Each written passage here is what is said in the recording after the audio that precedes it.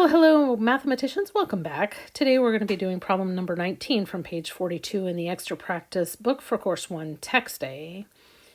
And this is a really interesting problem in that we have different units represented, and I've always taught you to try and convert the units, right? And you can do this by converting units, but you can also do it a different way. So I'm going to show you both ways to do this problem today. Well, first of all, we have to figure out the table, right?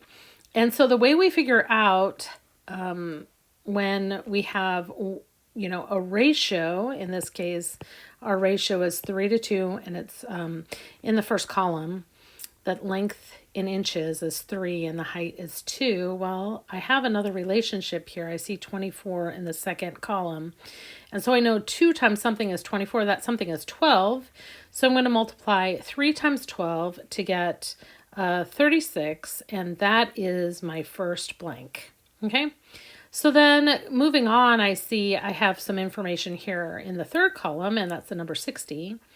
If I divide 60 by 3, I get 20. That's my that's the factor that I'm using. So I'm going to multiply 2 by 20, and I'm going to get 40. All right. So that part is now completed. Well, moving on, it's just basically wash, rinse, repeat here. We're dividing 52 by 2, and we're going to get 26. And 26 times 3 is going to give us 78. All right, and so now the last one I have to do is divide 96 by 3 in order to tell what my factor is that I'm using. And I know that there are 3 30s in 90 and 3 3s in, and 2 3s rather in 6. And so that is going to be 33 times 32 is going to give me 96. And 2 times 32 is going to give me 64. So now I'm done with my chart. All right.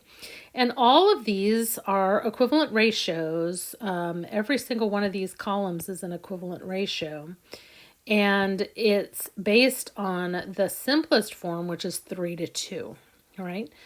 So I know that length and height is related by a factor of 3:2. So if I let me make that just a little bit nicer, shall I? All right, so if I, there we go.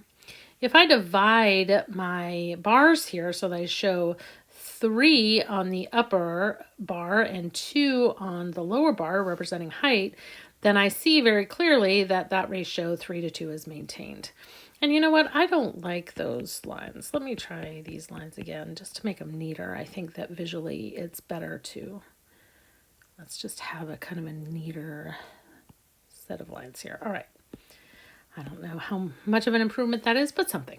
Anyhow, so the problem I'm giving here is that the length is 1.8 yards. So I know that the total length of this is 1.8 yards. And I know that that represents these 3 pieces, right? That's my ratio, 3:2. So I can divide 1.8 by 3 and get an answer, right? And the way I do this in my head is just I remove the decimal points. I say 18 divided by 3 is 6, but I have a decimal point right here, so I've got to add a decimal point into my answer. So my, or move the decimal point in my answer. And so each piece is going to be 6/10 of a yard. And I can check this back saying 6/10 times 3, and I'm going to get 1.8 yards. Okay, so each of these pieces is equal, and that is what I'm going to go off of. Okay, so the question was to find the height. Well, now I know how much a piece is, or a unit, we call these as worth. I can just simply multiply the unit size by the number of units I have. And I know that 6/10 times 2 is going to be 1 2/10. So the height of the flag is 1 2/10 yards. So this is kind of the logical, elegant sort of way to think about this that you can very easily put a picture of this kind of thing in your mind and look at the relationships that you see between the two numbers. All right. So, is there another way to do it? Well, yes, there is, and that is to convert the yards to inches. So 1.8 yards, we know that every yard is 36 inches.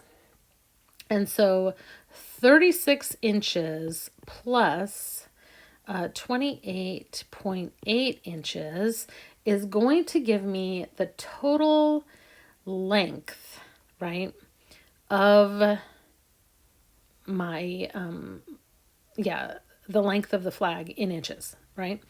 And so when I do this math, it becomes 64.8 inches long. Of course, I can't leave it there. I'm going to go ahead and I'm going to have to divide 64.8 inches by 3, all right? And when I do that, I'm going to get 21.6 inches per every inch, right, in the ratio. So my ratio, remembering my ratio is 3:2. So at this point, I want to figure out how long or what is my height? Well, my height is 2 of those, right? So 2 times 21.6 inches. That is going to give me 43.2 inches, right? And I know that if I subtract then 36 inches, that's 1 yard. That's going to leave me with 7.2 inches left over. Okay, so I have right here, I have 1 yard plus 7.2 inches. Well, what is 7.2 inches? If 36 inches, let me put it over here on the lower left side.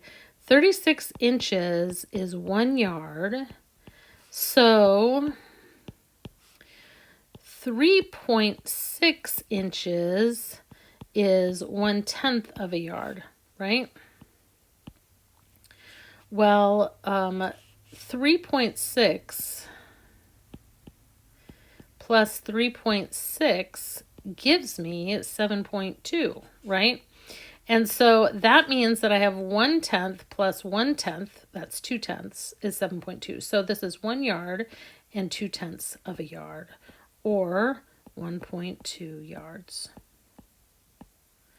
which is arguably the more complicated way to do this problem, to convert it into inches and then go from there.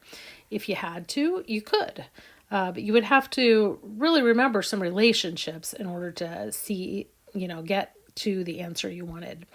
It is far easier to look at this in terms of the ratio and see that each of these units, although they are in inches, represent one part that you are talking about, whether or not you increase that width by multiplying, or that length by multiplying, or you leave it as it is, right? You can still use these units of the ratio to do your problem. All right, so that's how it works. I hope it helps you, and we'll see you again soon.